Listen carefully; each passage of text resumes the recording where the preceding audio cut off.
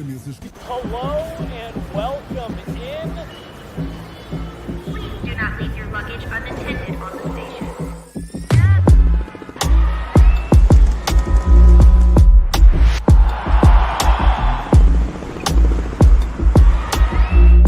Welcome to the show. Woo! Welcome back to another episode of Off Field. I'm Liv Moods. That's BK. That's Nate Jackson. Okay.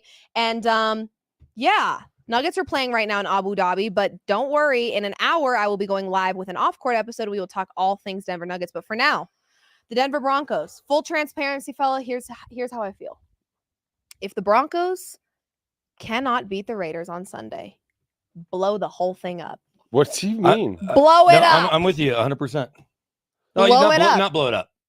Blow it up is a bit extreme. No, it's not. But if they can't beat the Raiders on Sunday, especially if we find out in a couple of hours or sooner that Max Crosby's not going also, we know Devontae Adams isn't going, I'm with you 100%. Not blow it up because I don't really know where you go next. But I don't know where you go next if you can't beat this version of the Raiders on Sunday. That's what I'm saying. With you and 119 of your fellow former Broncos in attendance. Nate, I respect your ability to keep the glass half full at all times. It's a very great trait of yours. And it's Thanks. the perfect balance on this show. However, the realness of it is that they better figure it out on Sunday. They better get the dub. I'm with you for a variety of reasons. There's an emotional context to this game, right? Of course. Because it's the Raiders. We talked about that.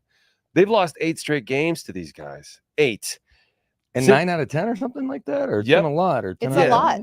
So since they moved to Vegas, the Broncos haven't beat them. What's the deal? It's been since 2020. And look, I caution everybody to not see this team as this weakened opponent who's going to be easy to beat. The Raiders have been in turmoil every fucking time they play the Broncos. Something's going on. John Gruden gets fired. The emails come out. They play them the next week. They're vulnerable. You know, they back got against the wall, they figure it out. Yeah, they come in here and get right against the Broncos. Mike Shanahan, Ring of Fame Day, October 17th, 2021. Do you remember what happened then? That's pretty. The Raiders came in and whooped the Broncos. I remember the night before. Parts of it. Right. It was Mike Shanahan weekend. Mike's weekend. Is there weird voodoo stuff? Do they have a voodoo doll of the Broncos? No, they hate the Vegas? fucking Broncos, and that's the common enemy. But why don't we hate them as much as they hate us? That's the problem. We've had coaches over the last 4 years who've forgotten that. Vic Fangio didn't really give a shit. Slapdick Hackett came in and was like, everybody's my friend. I don't have room to hate in my heart. My daddy coached for the Raiders for a while. Okay. I mean, and that's then, pretty good. So, but now Sean Payton is involved in this streak. He's lost 2 to the Raiders, both last year.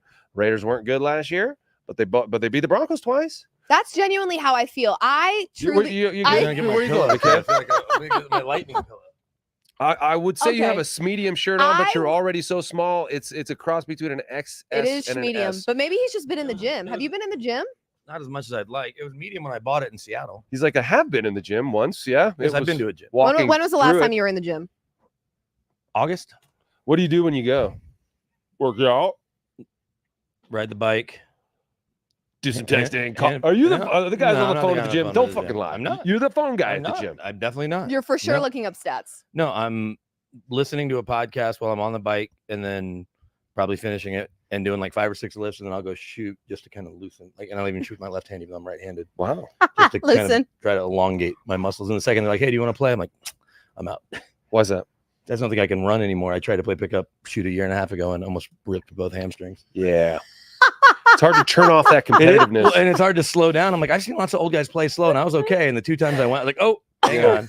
So, Well, the old slow guys Okay. are, not the small guys typically. Like you can't, if you're a small guy, you got to rely on some. You gotta be quickness. agile. You gotta be agile. Most of my life I had, but I did definitely grow up playing, whether it was the Dallas Jewish Community Center, even when I moved here, with some older dudes about my size that played slow, but if you could knock down an open shot and don't take terrible shots. Tap into your Earl Boykins But immediately. This is the world of pickup basketball, and we've now veered right unintentionally. We always The do. world of pickup basketball, for as good as it's been, I think, generally speaking, for what Steph Curry has changed in the way people look at basketball. Yeah. And everyone thinks they can shoot, and everybody wants to shoot, and threes count more than twos. And in pickup games, oftentimes they count double because you play ones and Which twos. is bullshit. Total bullshit. If You play someone twos and says 2s and 1s, I say no. That's no, not, twos and threes, Yeah. or just all ones, I guess. But thanks to Steph Curry, even kids that could easily blow by me, like I was guarding, I had my now almost 18-year-old in a couple weeks, but he was 16 at the time, and a bunch of kids about his age. They're just launching threes from 5 yards everywhere. beyond the I'm arc. like, this is the easiest way to play defense ever. You just stand in between, grab a rebound, and then I can get the ball at the court. And I happen to have the best player on my team that definitely played high school basketball, like in his mid-20s. That we destroyed these kids, and some folks came in, and I left after one game. You're like, I'm an old man and I'm Hamstrings tired. intact. You should be taking me to the rack and running around. I'm like, oh, you wanted to stand there and just go from here to here? I can throw a hand up if you decide to take a terrible three. Yeah. So anyway, I digress. I don't trust that my hamstrings. I don't trust that my hamstrings and On knees another and back. note, I digress. Anyway. The Raiders, right? I want to get back. Here's the deal. We can't take this opponent lightly. No, but again, that's what kind of aggravates me a little bit. Is I think from a talent perspective, when you're comparing these rosters, the Broncos have been able to compete with the Raiders for the last 8. But I do think there is this lost, beautiful concept, which is the Raiders and the Broncos hate each other, and they always have. I remember being young and going to a game and literally being traumatized because of what I thought was Halloween costumes, which is just their normal Sunday garb. I was scared out of my effing mind. I think the Broncos have kind of gotten soft on the rivalry here. The Raiders haven't, which is why they've whooped us 8 times in a row. More than that. Well, it's actually been 8 in a row, but they've been dominant for more games than that. It's been a lot. 8 in a row, 9 to 10. The previous 5 years they split, like 2015 to 2019. But the Peyton Manning years, Peyton was 7-1 against them. Jake Plummer was 7-1 against the Raiders. Mike Shanahan, 28 regular season games with Raiders, won 21 of them. So there was a chunk of time at the beginning of this rivalry where the Raiders won, I don't know, like 14 straight. This was in the late 60s and early 70s. But sandwiched between those two Raider streaks are Broncos dominance, and the Broncos have to get back to that. But when you always have coaching turnovers and the Bolins are gone and Shanahan's gone and the players don't stay around long, then the guys don't understand the rivalry and the coaches don't preach it. But for Mike Shanahan, he was a coach of the Raiders for a year and a half and then got fired by Al Davis, and Al Davis owed him money. And so he was like, F them. Yeah, F them. And when Mike Shanahan took over as a head coach there, Al Davis wouldn't let him pick his own coaching staff. Al Davis wouldn't let him run his own offensive concepts. He told him he couldn't do shotgun because shotgun was new, and he didn't like that. Mike was studying the cutting edge. Yeah, he's looking at what Jerry Glanville's doing with the Falcons and or the Oilers, and And so it was a nightmare for Mike, and he came here, and it was heaven here because he had an owner, Pat Bowlen, who gave him the reins, right? And so Mike, we knew we hated the Raiders. It wasn't hard for me to hate the Raiders. I grew up in the Bay Area as a 49er fan too. So you either like the Niners or the Raiders. And I was a 49er fan. So it was the Traders, not the Raiders, but they called us the phony winos, not the 49ers. Wow. That's rude AF. Fuck the Raiders. That's what I want to say. I mean, honestly. Well, and so there's a couple things I want to kind of ask you about, but growing up, like the Raiders are rivals with everybody in the AFC West, but then there's that natural rivalry with San Fran. And especially when you rip off, the Raiders won 3 Super Bowls, then San Fran won 6. 5. Right? Or 5. I'm sorry. They've won 5, and the Raiders have only even been back to 1 after the Niners had won 4 of those 5, or all 5. I guess all 5 by the time they went back with 5 between 81 and 94. Yeah. So with Rich Gannon against Gruden, the Bucs, those were 2. Yeah. So in that time they hadn't even gotten back to 1, and the Raiders or the Niners had won 5. But when you're growing up there, like, are you? Because I think about like Texas OU, and everybody in OU wants to beat Texas, and Texas, they want to beat OU, they want to beat A&M. But like Oklahoma State, because they're the little brother. Like for the Raiders, I don't know if they see themselves as a little brother. I think they see themselves as the enemy to everybody, right? The pirate thing. And the one constant, because you talk about the change, and the Bolins are a part of it, and honestly, Mr. B being a bigger part of it, because his kids never really got to take over, is that Al Davis transitions into Mark Davis. And Mark isn't the villain that his dad was, but he's still a Davis. He still embodies what it means to be a Raider. Yeah. And I'm curious, as you've talked to players that you played with or that when they go there, do they feel that like penalties don't seem to not matter as much? It can hurt you in a game, but they're just nastier, meaner at times. And they've got cool looking uniforms. Silver and black is cool. It's been the same forever. It'll look like a game from the 70s or early 80s this weekend. Oh, the Broncos throwbacks. The Raiders uniforms just are throwbacks. They basically had the same uniform, with maybe a slight tweak here or there. And so I think that's cool. And so there's something cool about being the outlaw. Yeah. And that you can embrace that no matter where you grew up, and if you understand oh, we hate the Chiefs, we hate the Broncos, we hate the Chargers. Yeah, Al Davis embodied that. He was the renegade. He was, I wouldn't say a black eye on the league because he was instrumental in going from the AFL to the NFL. He was a commissioner of the AFL. He was involved in that transition. He became the GM and the part owner of the Raiders. He was a coach of the Raiders. He did so many roles before he became just not hands off, but the GM and the owner and let the coaches coach. But they won 3 Super Bowls in 7 years, one with John Madden, one with Tom Flores, and this was in between 76 and 83. So 2 with Tom Flores. Yeah, that's what I meant. So they were the crown jewel, one of the crown jewels of the NFL. 9 out of 10 seasons they made the playoffs, and so we look at the Raiders as a joke, but back then they were legit. They were really, really good, and they were assholes, and they were renegades. And Al Davis was the pirate steering the pirate. But ship. they had a bunch of players that are Hall of Fame or borderline Hall of Fame, like Jim Plunkett, I guess, is at the top of the list. It took forever for Ken Stabler, who was the quarterback before Jim, who won that first Super Bowl, to get in, but he got in. But corners and line. I mean, they are Art Shell. Like, we go down the list, but you got Marcus Allen and Bo Jackson. You into Marcus Allen and Bo, but you had probably at least 10 Kenny guys Stabler. from that 70s team, Lester Hayes, guys like that were either mean and or Hall of Fame caliber and or Hall of Famers. And yeah, you go into the 80s with Marcus Allen and Bo Jackson, not a Hall of Famer, but Hall of Fame talent. And then Tim Brown certainly tormented the AFC West forever. So it's good when the rivalry is good, but just like we pointed out last year when the Chiefs had at that point won 15 in a row, for it to be a rivalry, you have to win on either side. You can hate somebody as much as you want, but for it to be an actual rivalry, you need some wins on each side. And the Broncos, but doesn't the historical body of work still make it a rivalry? 100%. Well, I think that, again, to your point, we talked a little bit about, you're talking about rivalries, and yes, they should go back and forth. They should be competitive, and the Broncos have struggled with that for the last couple of seasons. I think, to your point, Nate, when it's a rivalry, first of all, crazier things have happened on an NFL Sunday. This is a very dismantled, you could say, Raiders team right in this very moment. We've got Davante Adams requesting a trade. We've got the head coach liking things on Instagram that are kind of poking fun at Davante Adams, wanting to leave, not being very serious. We've got a potential Max Crosby not being there. I mean, this is in a lot of ways dismantled Raiders team that they're going to face this weekend. But because it's a rivalry, I don't think you can ever count out even a broken roster. If it's a rivalry, there is enough talent on any given NFL roster and enough hatred on the other side of the ball that you really shouldn't underestimate. No. This, first of all, the Broncos are in no position to underestimate this Raiders team ever, given the record that we've had over the last couple of seasons, but especially not this weekend. Finally finding their footing, getting back-to-back wins, getting a little bit more promising on the offense, but our defense being exceptional.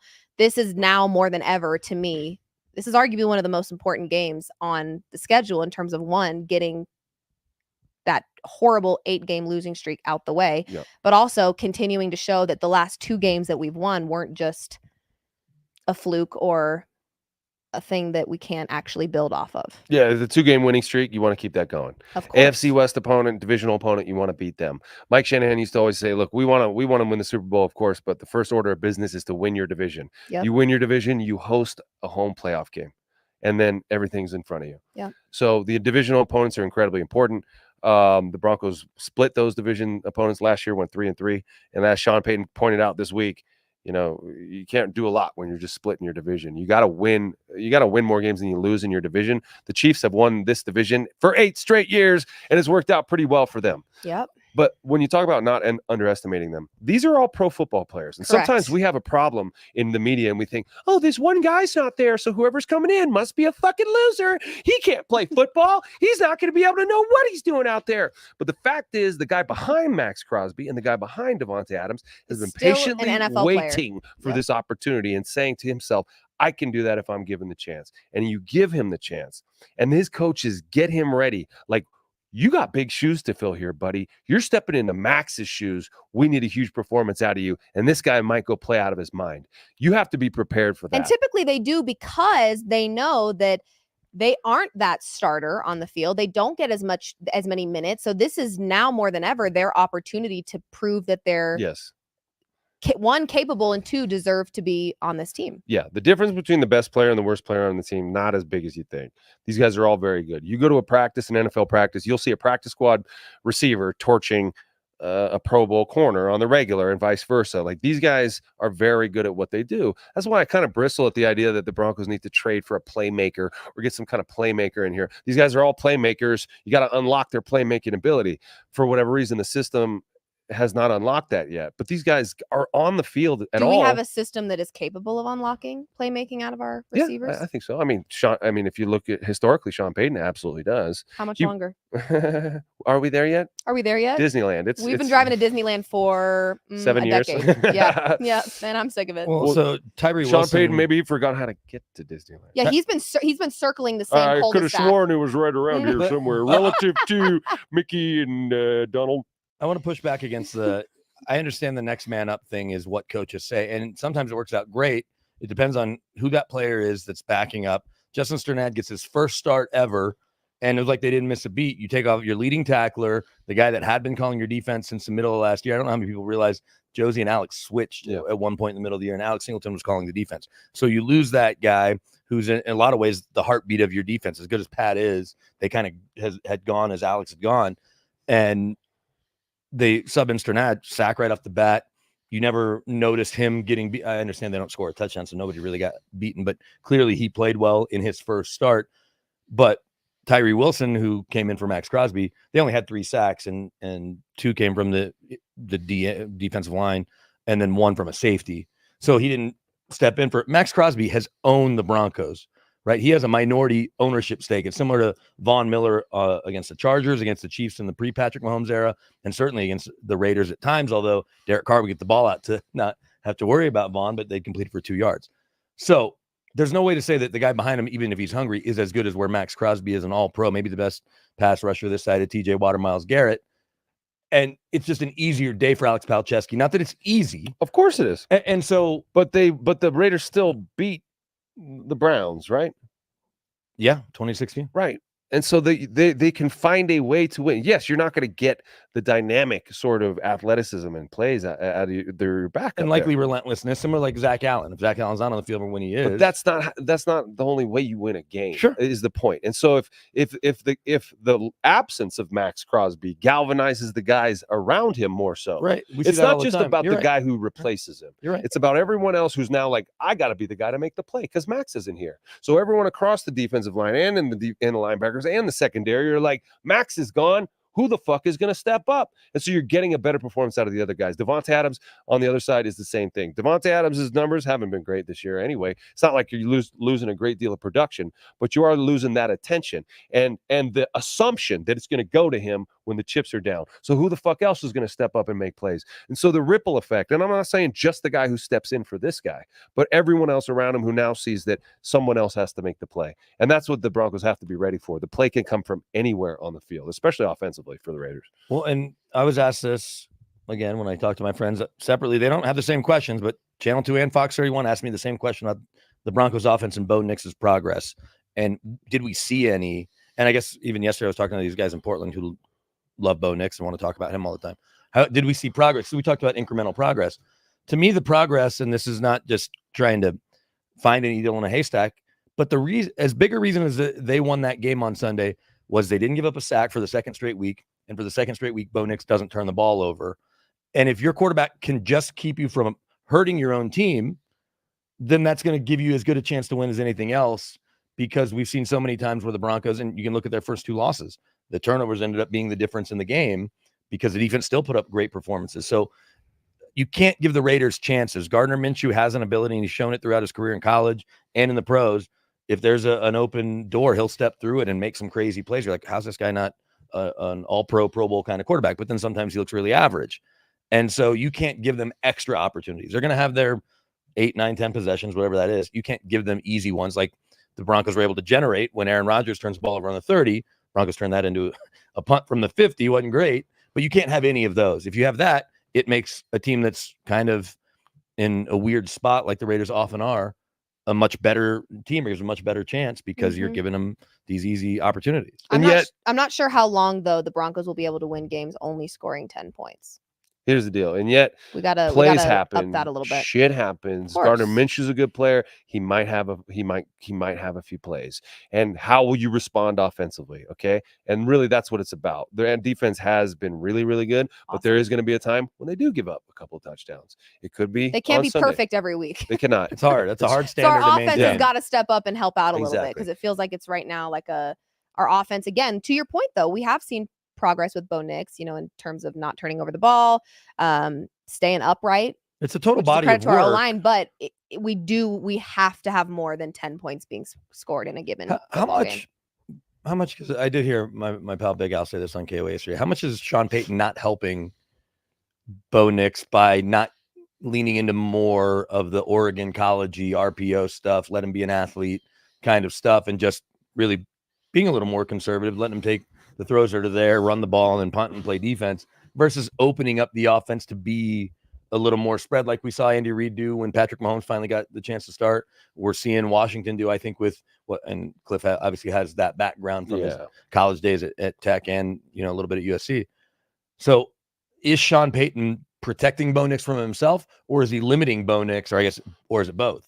I think he's trying to find that happy medium because, like you said, that's not Sean Payton's world to live in that world, that college offense world.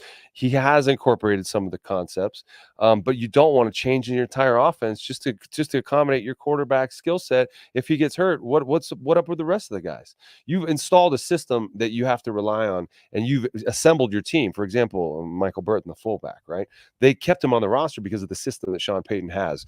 The guys that they've assembled in this offensive room are because of the system Sean Payton has. And so to all of a sudden say, we're just going to do what you like, Bo, and what makes you feel comfortable.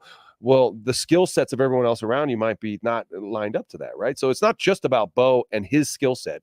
It's about what everyone else does well too. And you've been spending all summer and all minicamp and all offseason whittling that down to try to figure out who does your system the best.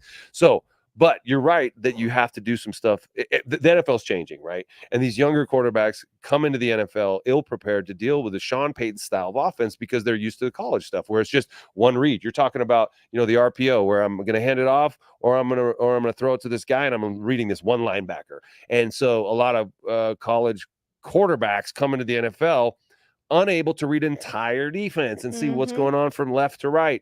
And it takes some time to learn that stuff. And so you do want to simplify it, I guess, early in their tenure. Jaden Daniels is doing some incredible things there. Yeah. And I imagine it's pretty simple for him. But at the same time, like, you run them too much, they're going to fucking get hurt too. Ask Cam Newton.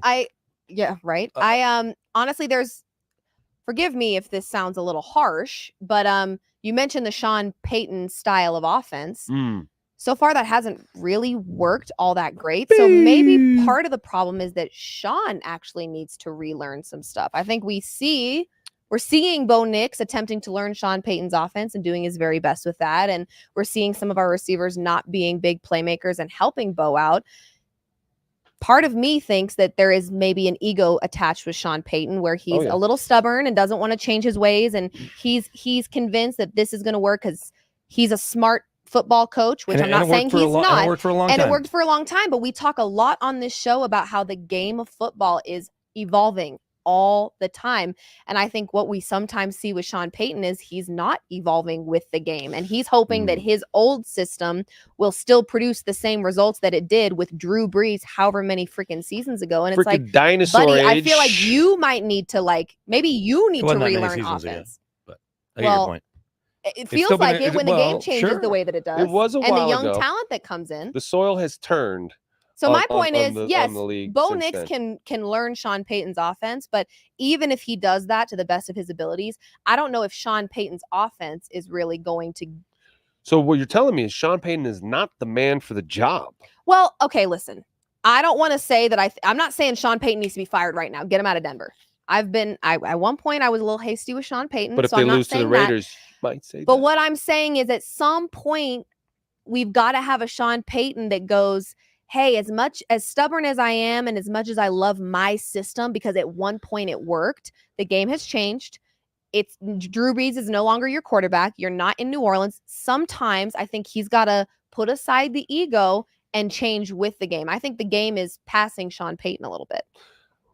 Don't you think he's making a few adjustments? I think he did. I think you saw it in Tampa. But I also think he's not.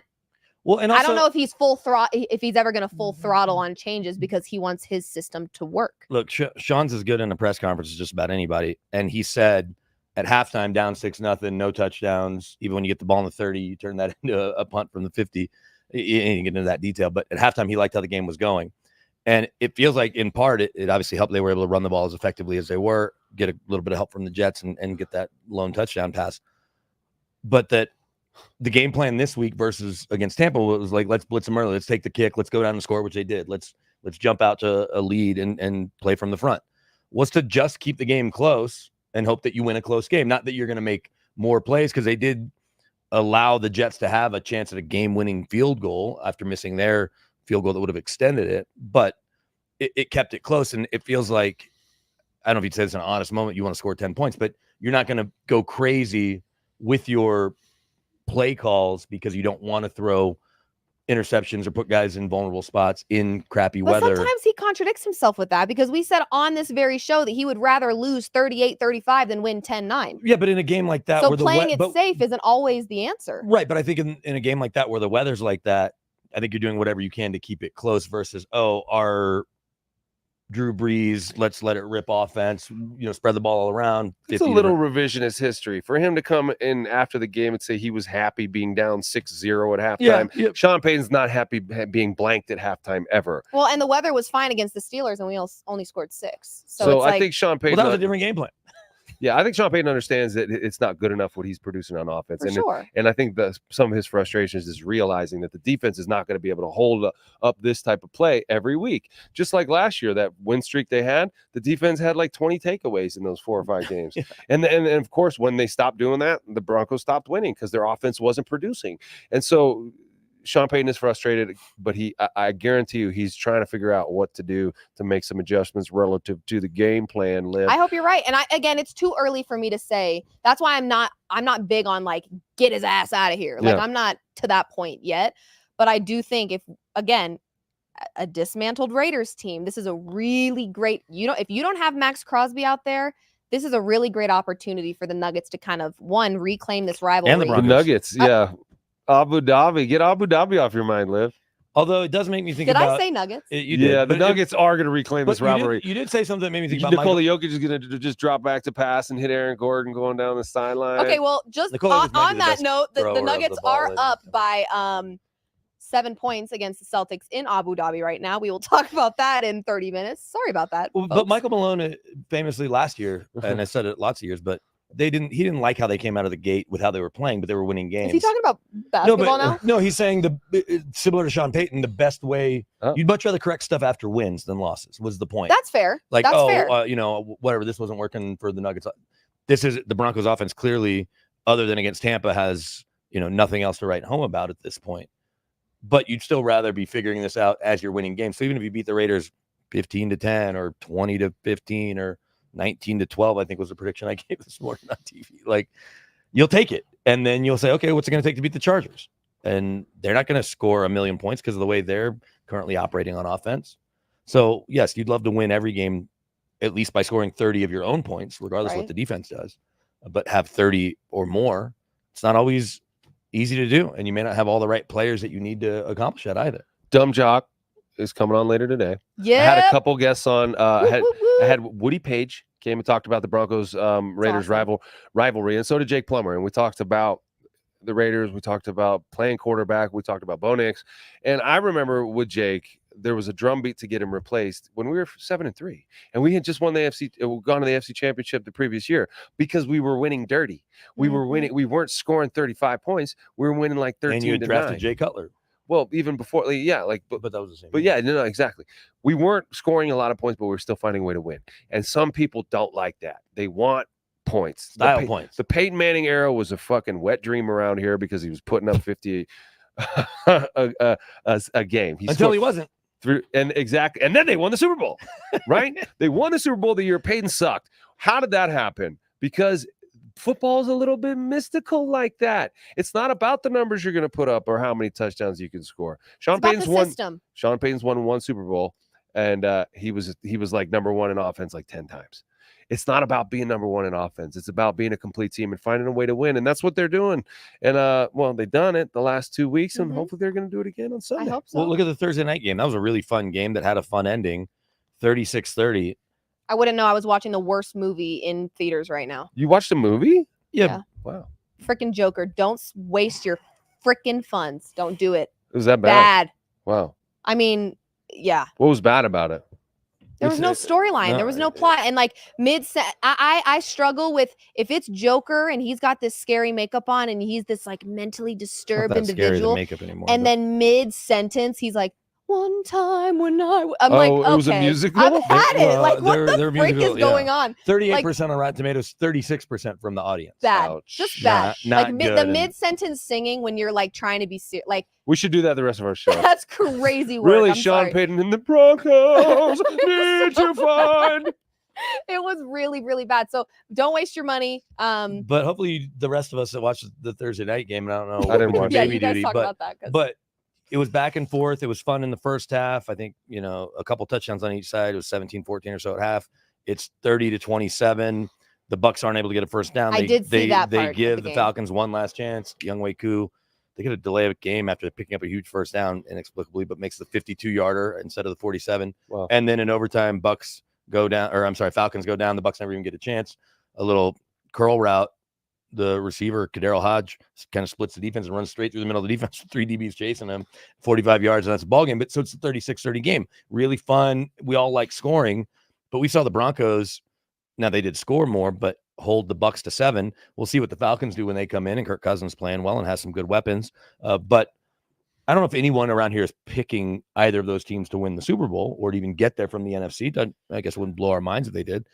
But the point is, that's a fun game to watch because it's 36-30, whereas the Broncos and the Jets, and a lot of people have the Jets as maybe a dark horse with an healthy Aaron Rodgers in that defense and those, with Hall and the other running backs and More Wilson. like dork horse. But They're not going to win. But my point is, style points matter to fans and to some coaches. But ultimately, Points. wins is all that. But I'm talking about style, like how you win. Okay. But the league wants points. Yeah, of course. That's why everything's catered to the offense as best they can with the rules. And they're flummoxed by the low point scoring. excuse me. Hello. Spit it out. Spit it out. Spit it out. What I love. The musical. We've got a couple comments here. Ernesto Our very has a own bad Jesse one. says, does this game feel like it has the potential to be a trap game for the Broncos? 2 straight wins at home. 2 straight wins at home. Raiders are a little beat up. Could it maybe be easy for the Broncos to look past it? I think that's exactly what you were just talking about, where you're strongly suggesting that they don't do Right. that. But this is sometimes where you do see the teams go, oh, we got this one. We're good. And then I don't see Sean Payton allowing this team to take that approach. I hope not. Fans do though, and media does, yeah. and that's where it starts will be weird because I actually do believe that the energy in a stadium will affect the product on the field. I do believe that. Negative energy, negative things happen. So I need to show up with a good Yeah. attitude if I go. Positive energy, positive shit happens, right? Okay. You boo the first incompletion, maybe it's going to lead to another one and a lot of sad faces. Versus picking your, come on, Bo, you'll get Yeah, the next one. it's good. We're good. Come on, let's go. Let's Come go. We're believers. Come on, we all You'll believe. get the next one. But to that point, Sing it. this team doesn't really. I've got a boner. That's How did one go down?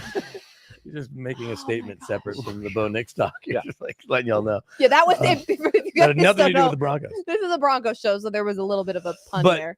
But Oh, Lord Just to have mercy. clarify, Lord but have mercy. but the fans and the media overhype, whatever the word is, being overly confident is fine. This team hasn't won enough to go into any Yeah. game overly confident. I No, wouldn't God, no. think. 2-2. Certainly, because Bo Nix is not a Hall of Fame quarterback yet. You're not going into it even with a Kirk Cousins against this beat up team if he were or a Baker Mayfield against Yeah. this beat up version of the Raiders. And so there's not enough guys that have won enough, certainly here, to go and be like, all right, we can just kind of cruise because maybe no Max Crosby, and they'll obviously know that by game time. No Devontae Adams, and who knows who else is. So we can, like Alex Palczewski, whether it's Max Crosby, which is obviously going to make his day harder, or Tyree Wilson and company, he's still only making his third career start. Justin Sternad's only making his second career start. I get he's been in the league for 5 years or 4 or 5 years, whatever that is. So that's a little different. But you still have plenty of young guys. Riley Moss only making his 5th start. So even if it's Jacoby Myers and the rest of that roster that he's dealing with and no Devontae Adams anywhere, and you got Brock Bowers as a rookie who's still really talented. And Zamir White will run your ass over. You talk about being in the gym. That guy does not miss days in the gym. Zamir White is a little just like, ball of muscle. Like you. I would hate to show up to Bigger. work and you just know like someone's gonna run your ass over. It's not fun. No. So I know one wants to play scout team against Like if I ever Derrick came Henry. to the Guerilla Sports studio and they were like, by the way, Here's a helmet. BK's feeling a little like angry today. He might Yeah. run your ass over. I'd be like, Yeah. Or like Terry Tate, office linebacker, who I know you're not aware of, but you should be. That's you know a what? little That was more. a very rude that's a little- assumption to no. make. Do you know who Terry Tate, office linebacker is? Nope. Yes. He's a damn liar. Yes, I do. He played for She. No. It was a Reebok commercial from the Super Bowl from probably 20 years ago. But if you Google Terry Tate office linebacker, you have guys standing there and be like, yeah, Nate. So and he just come in and just totally By the water I have cooler. one Right, for no, you. it's Do you guys know who Diplo is? Of course, he he's is a DJ. Yeah, he's one of the He biggest liked DJs in the he world. liked one of Guerilla Sports's reels. Did The he one now? the Thanks, one Diplo. of me and Rocky talking about his hanging meme where he passed Oh, out. wow. Diplo liked it last night. Wow. Shout out Diplo. Diplo, hey. Come on the Liv show, Moods here. Diplo. Welcome to Guerilla Sports. Thanks for liking the video. We love you. We'd love to have you. And if you're ever here, maybe for a Red Rocks concert or something like that, we'd love to have you in the Who's studio. the DJ talking that lives all here? One of the things- biggest DJs in the world Diplo. lives here, right? all things Diplo. Yeah. One of the biggest DJs in the world lives here part time. Millennium? No, not Millennium. The guy was supposed to play the Super Bowl and then didn't. Oh man. Anyway, Tiesto? DJ Khaled. Tiesto lives here. Tiesto's wife's from here, and Tiesto lives here like part time. That was really good. They didn't acknowledge me at all, but that was very good. I DJ should Khaled? be a voice actress. DJ Khaled's. Did you hear me imitating We him? the best We the best music. Are we the best music? No, we're not. He's a No, dork. but we're just Although he was, I guess it's technically a song. The All I Do Is Win song is his, and because we only have one winning song in the last 40 years, plus we are the champions. We he should gets- do our own winning song. Well, you guys are off to a good start. Mr. 305.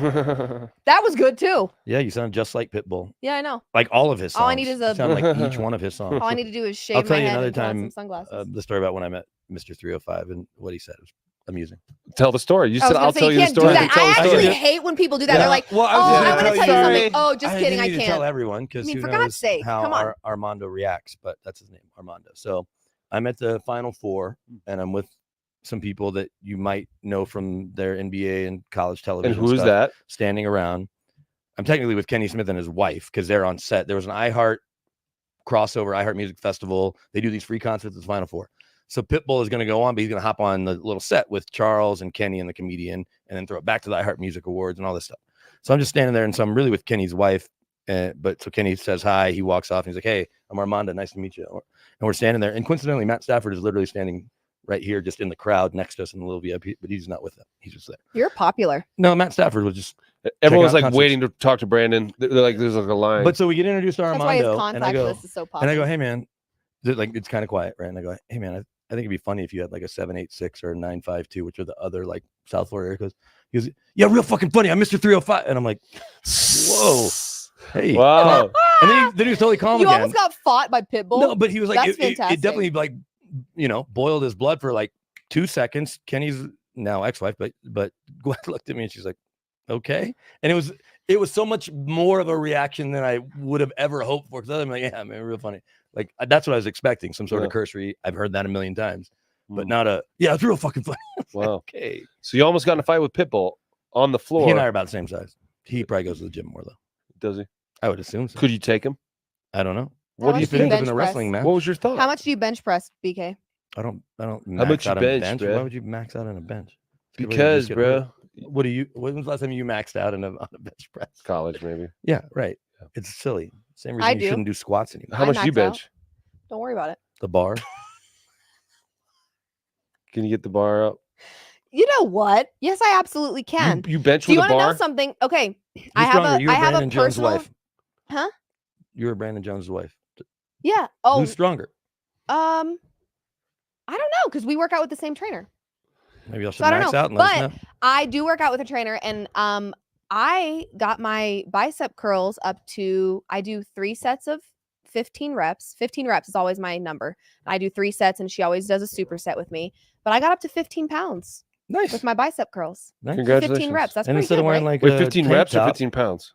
15 pounds for 15 reps. Oh, 15 15 reps. on each hand? Bicep curls. Yeah. Yeah. That's pretty Are you good. That's pretty standing good, up? right? Yeah, it's really good. I'm standing. But it's yeah. really not about the weight, and it's not about Oh, it the is because I'm reps. strong as hell. It's about your technique and what you're my experiencing. technique's perfect. Yeah, because there's plenty of people that lift and keep Okay.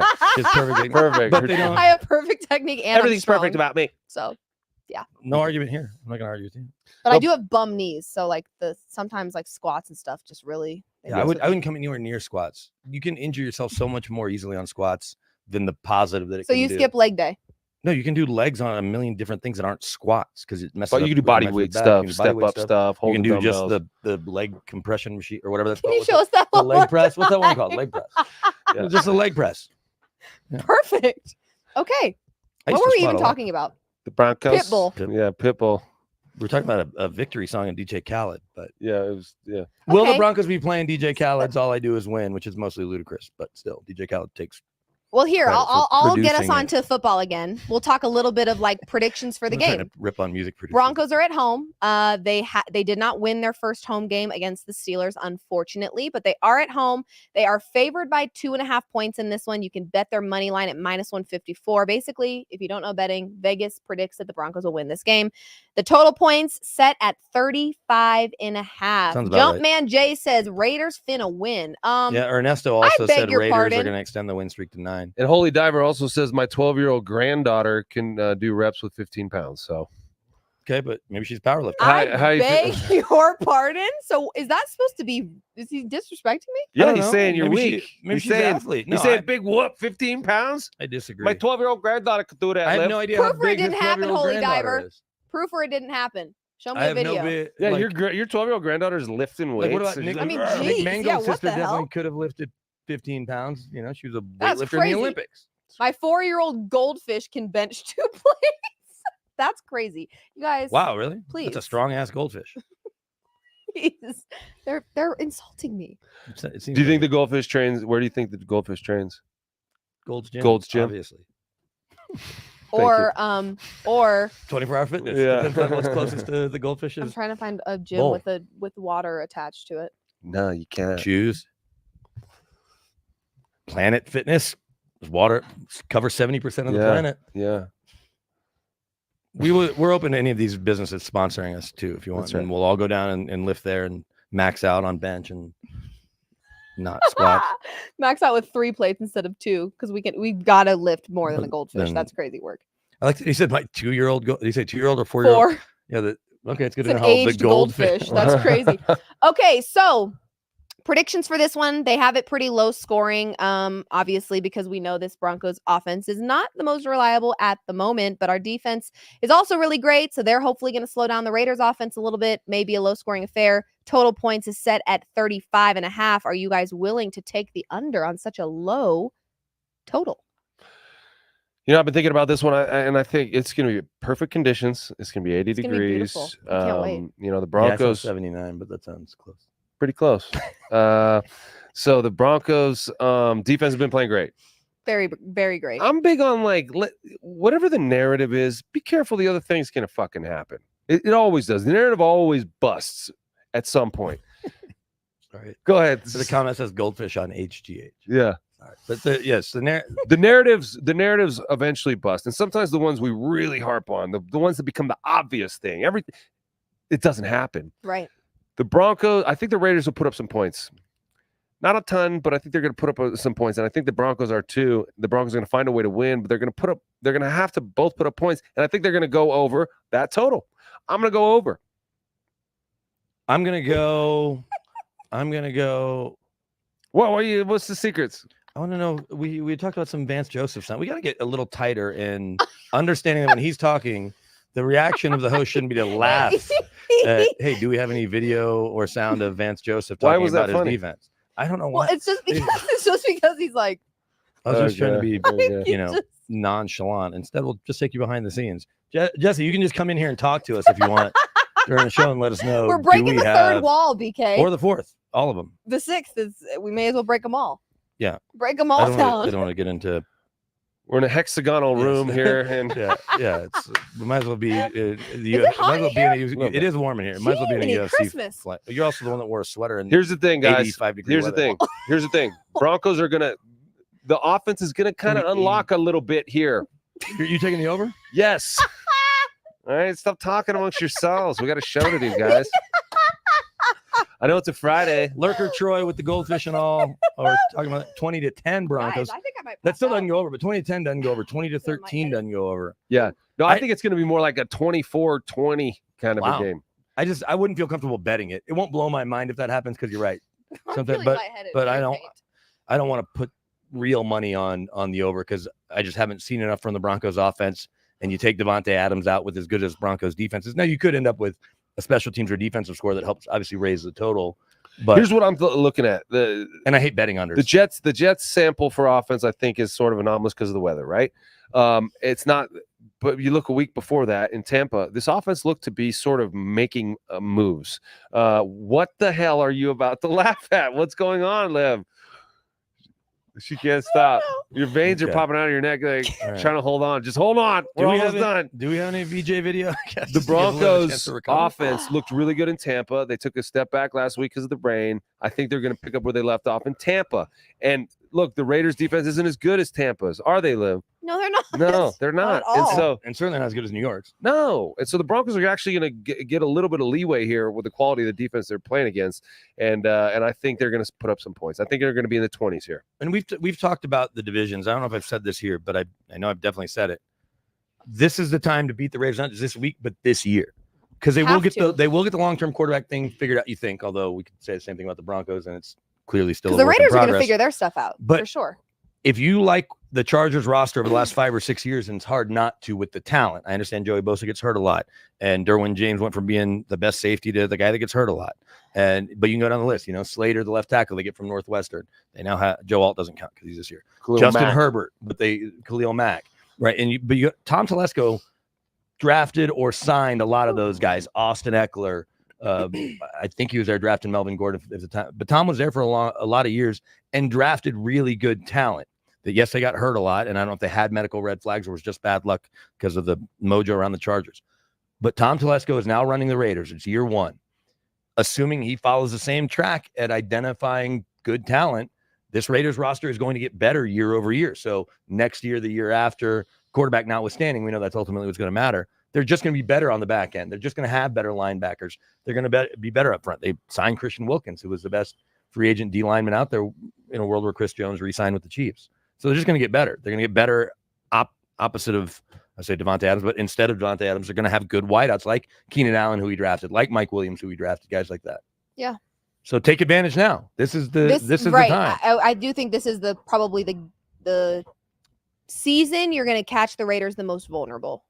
And because the Broncos really do need to get back on track against this Raiders team to reestablish this rivalry that we should have never lost, to make it competitive again, this is probably their best opportunity. And it's a great opportunity for Sean Payton to prove that he's turning this program around. You got to go and stomp on their necks. And Stop hard. Yep. I with mean, force. you gotta take them very seriously. Realize you're gonna get their best shot. Yeah. Their backs are against the wall. They hear this conversation. Everyone's having the same conversation about the Raiders, how fucked up they are, and the Raiders have been good at being able to rally the troops around that perception. They've done it for years, and especially when they have a common opponent, a common enemy like the Broncos, who they see these colors, orange and blue. It just flashbacks. They snap They into activate something. exactly. So don't buy into it. I hear what you're saying, and I agree with it. But don't buy into it if you're a player. Go out there and play your best football in front of your home crowd and reestablish that home field advantage. Score on your first possession. Score on your second one. Please, for God's sake. Get a 2-touchdown lead, then lean on these guys. Can I ask a hypothetical? We understand coaches, GMs, they don't want to live in hypotheticals, and some players who talk like coaches, they don't want to deal with hypotheticals. But let's say the Broncos put out a similar game to what we saw against Tampa. So you have the win against Tampa where they win 26-7. Jets game, they win. Not pretty, but they still win. If they then go out and beat the Raiders 26-7, 24-10, a convincing win, Bo Nix looks like he did against Tampa.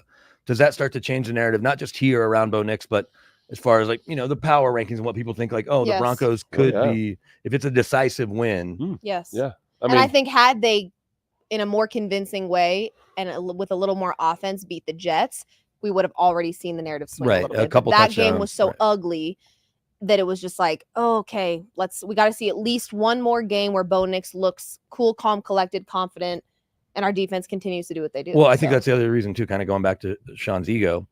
He doesn't want to only hear about his defense next week if they win 12-10, where he'll take the win, but the conversation's like, well, they can't score. And against the Chiefs, you're going to have to score against teams that you need to beat. If you even get into the playoffs, the Bills, the Ravens, you have to score points to beat them. And so I think style points will matter Sunday, or can help propel them, because we know it'll be an ugly game next week against the Chargers too, just with what Jim Harbaugh has them doing right now. Yeah, and you got to remember their opponents. The two teams they've lost to are good football teams. The Seattle Seahawks are 3-1, right? The Steelers are 3-1, and they beat the Jets and they beat the Bucks, who have a winning record. And so they've actually played some pretty good teams and played pretty well against them. And so yeah, I think it does change the narrative if the Broncos win decisively on Sunday against the Raiders. Let's go. And we will all three be there. So we will figure out a way to get you guys a really awesome post-game show, live reaction like we do every single Sunday. Thank you guys for taking over for me. What's the reverse of that? What is the narrative if they lose to this version of the Raiders? Fuck. Blow it up. Like I said, blow it the F up at this point. It's somewhere between. And I know that's a little dramatic, but that's how it feels for sure. Yeah, so. It's somewhere between. It'll be closer to that than blow it up. They're not blowing anything up after 5 games, but it is back to the drawing board where we know they went. It's embarrassing, basically. When you lose at home against the Raiders, it's embarrassing. It's embarrassing that you put that product out there on a day when you're commemorating and recognizing Broncos of yesteryear, who established a precedent of excellence around here. 1977 is being honored on Sunday. That's the first year they went to the Super Bowl, right? These are men of integrity and honor and tradition that the Broncos are honoring on Sunday. And that's around the time that the Raiders were doing well too, and that rivalry began. So put your best foot forward on Sunday. Go out there and beat the Raiders. If you don't, it's an embarrassment in front of all those who came to celebrate those legends. Yep. Love it. Okay. This has been another episode of Off Field. We will be back on Sunday with a post-game live show, hopefully feeling optimistic, happy, positive about all things Broncos. But of course, we will be back again Monday and Friday. And my fellas here will be back on Wednesday. I will be traveling those days, but Wednesday, if you guys didn't see, I was able to pop on for half a second from the airplane because BK dropped me the StreamYard link. And so we figured it out. But appreciate you guys for always tuning in. Make sure you're subscribed to All Things Guerilla Sports on YouTube, All Things Social. We've got 3 different beat shows: Off Ice, Off Field, Off Court. Do all like with their own Diplo pages. and like our stuff. Yeah, do like Diplo and give us a like, give us a comment, share it, show us. Just tell us how you're feeling about All Things Guerilla Sports. We're open to feedback because we want to give you guys the best content possible. So thank you for hanging with us. We love you lots, and we'll see you Sunday, hopefully after a dub. Bye. Bye.